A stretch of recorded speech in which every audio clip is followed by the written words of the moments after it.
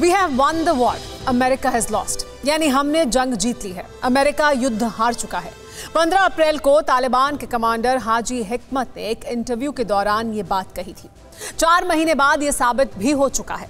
लेकिन क्या तालिबान ऐसा ही अफगानिस्तान चाहता था, जहां जिंदगी मौत से भी बदतर हो, जहां इंसान और इंसानियत का जिक्र बेमानी हो? अफगानिस्तान से आने वाली तस्वीरें हर अमन पसंद शख्स को झकझोर रही हैं।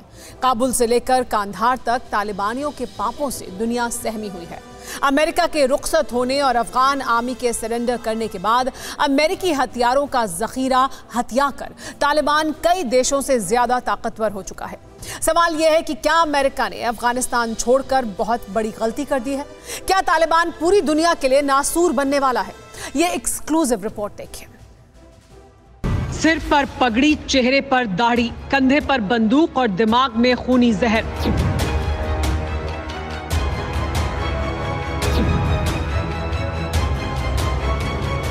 काबुल की सड़कों पर, कांधार के मोहल्लों में, कुंदूज के किनारों पर जल्लादों की टोलियां घूम रही हैं। शक्ल देखकर बंदूक तान देंगे, विरोध में जुबान खोली तो गोली मार देंगे।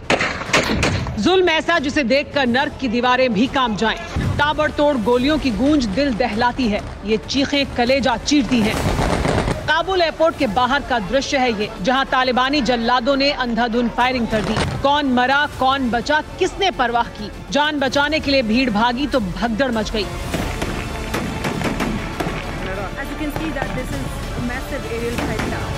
लेकिन एक मां ने अपने जिगर के टुकड़ों को बचाने के लिए दोनों को सीने से लगा लिया। दुनिया का एक मुल्क जहन्नुम बन चुका है, जहां इंसानियत तिल तिल कर मर रही है।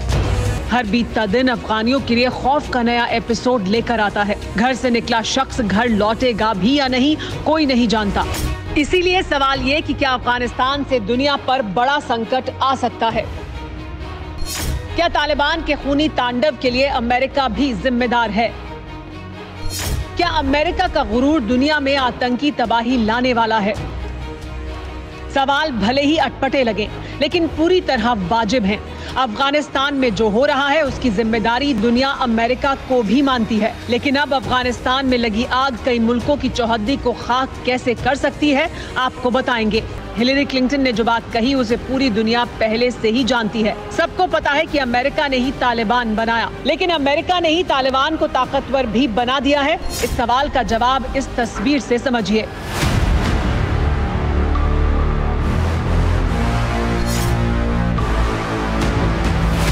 जाबुल प्रांत के कलत में तालिबान ने अपनी नई आतंकी जमात स्पेशल फोर्स की परेड कराई।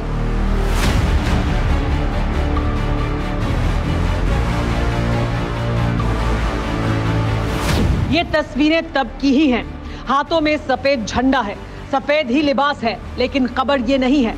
खबर इन आतंकियों के हाथों में मौजूद स्पेशल राइफल है। इन्हें M4 राइफल कहा जाता है।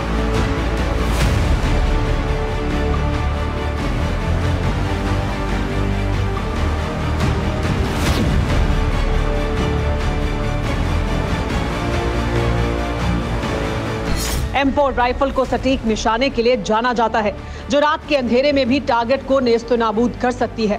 इस राइफल में कई और हथियार भी अटैच किए जा सकते हैं। इसमें मामूली बदलाव कर इसे ग्रेनेड लॉन्चर भी बनाया जा सकता है। ये राइफल करीब 600 मीटर की दूरी तक मार कर सकती है। लगातार करीब 950 गोलियां भी दाग सकती है। अब सवाल यह है कि तालिबानी आतंकियों के पास दुनिया की सबसे घातक और मारक राइफल कहां से आई? जवाब है अमेरिका। अमेरिकी फौज और अमेरिकी मरीन कॉर्प M4 राइफल का इस्तेमाल करते रहे हैं। अमेरिकी सेना में लंबे समय तक M16 राइफल का राज रहा। इसका छोटा और हल्का वर्जन M4 कार्बाइन है, जिसका इस्तेमाल अमेरिका इराक से लेकर अफगानिस्तान तक करता रहा है।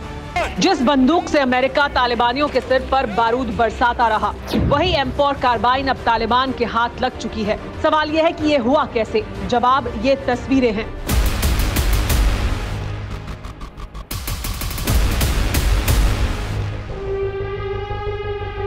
बंदूकों का ये जखीरा चंद रोज पहले तक अफगानी फौज का था, जो अब तालिबान का हो चुका है।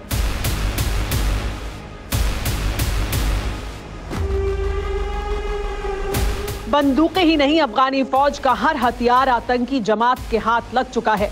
ये वही हथियार हैं जो 2 दशक के दौरान अफगानी फौज को ताकतवर बनाने के लिए अमेरिका काबुल लाता रहा।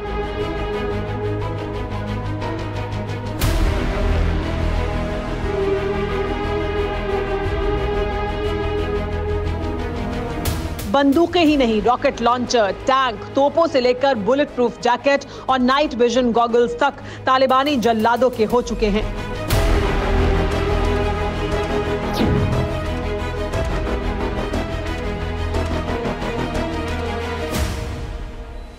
तालिबान के खात्मे के लिए अमेरिका ने अफगानिस्तान में कैसे हथियारों का जखीरा जमा किया था, इसे यूएस गवर्नमेंट अकाउंटेबिलिटी ऑफिस के आंकड़ों से समझिए।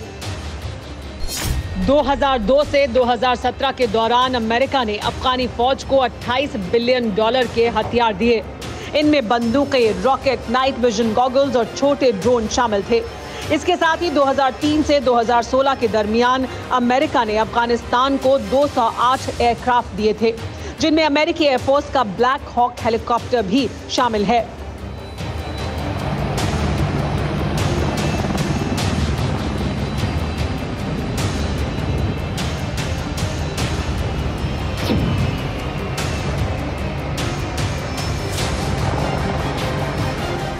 तालिबान कई देशों की फौज से ज्यादा ताकतवर हो चुका है। रिपोर्ट के मुताबिक काबुल पर कब्जे के बाद तालिबान को 2000 हथियारबंद वाहन, 40 एयरक्राफ्ट, हजारों की तादाद में घातक राइफलें और लेजर गाइडेड बम मिले हैं।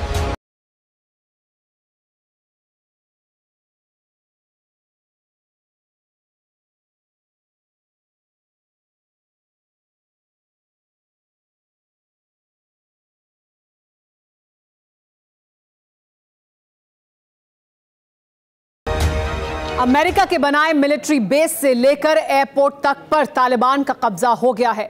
अमेरिका के लगभग 150 विमानों पर भी तालिबान का कब्जा हो चुका है। लेकिन बड़ा सवाल यह है कि तालिबान जिस तरह के जाहिल कौम है, वो इस तरह के अत्याधुनिक एयरक्राफ्ट को उड़ाएगी कैसे? तालिबान गोली की बोली समझता है। खुद को तालिब कहने वाले तालिबानियों का तरक्की की तालीम से दूर दूर तक नाता नहीं है, इसलिए फाइटर जेट उड़ाना तालिबानियों के लिए दूर की कौड़ी है। तो फिर तालिबान जब्त किए गए फाइटर जेट का क्या कर सकता है? तालिबान अफगानी एयरफोर्स के पायलटों को अगवा कर सकता है, जिन्हें जबरन लड़ाकू विमान उड़ाने के लिए बाध्य कर सकता है। पाकिस्तानी पायलट भी तालिबान के साथ जा सकते हैं।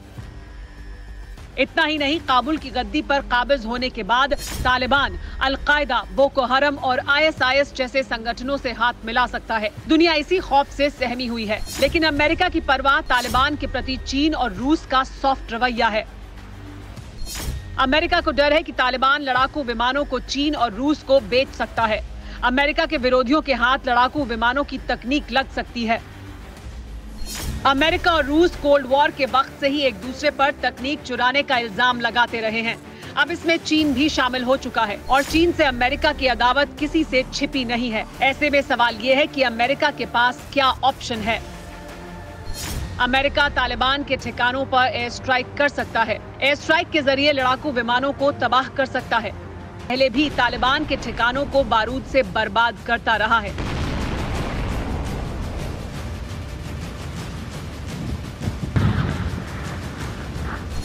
लेकिन अब तालिबान पूरी तरह से अफगानिस्तान पर कब्जा कर चुका है। ऐसे में अमेरिका के लिए अफगानिस्तान में घुसना जोखिम भरा हो सकता है। इसके साथ ही एयर स्ट्राइक से तालिबानी आतंकियों के और भड़कने की आशंका है, जिससे अफगानिस्तान में मौजूद अमेरिकी नागरिकों को निशाना बनाया जा सकता है।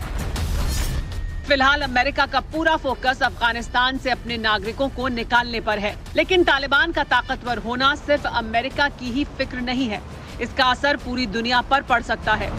मसलन तालिबान सभी आतंकी जमातों को एकजुट कर सकता है। दुनिया के कई देशों पर आतंकी हमलों का संकट मंडरा सकता है। सीरिया, यमन में ISIS फिर से कहर ढा सकता है। बोको हरम अफ्रीका के कई छोटे देशों पर कब्जा कर सकता है।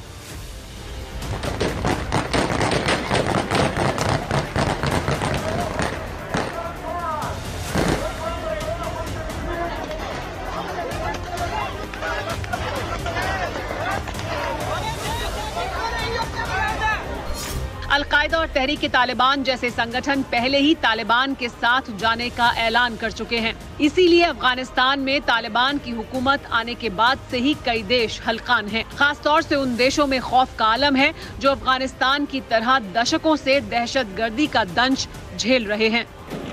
फिक्र आपकी, सोमवार से शुक्रवार रात 9 बजे सिर्फ TV9 भारतवर्ष पर।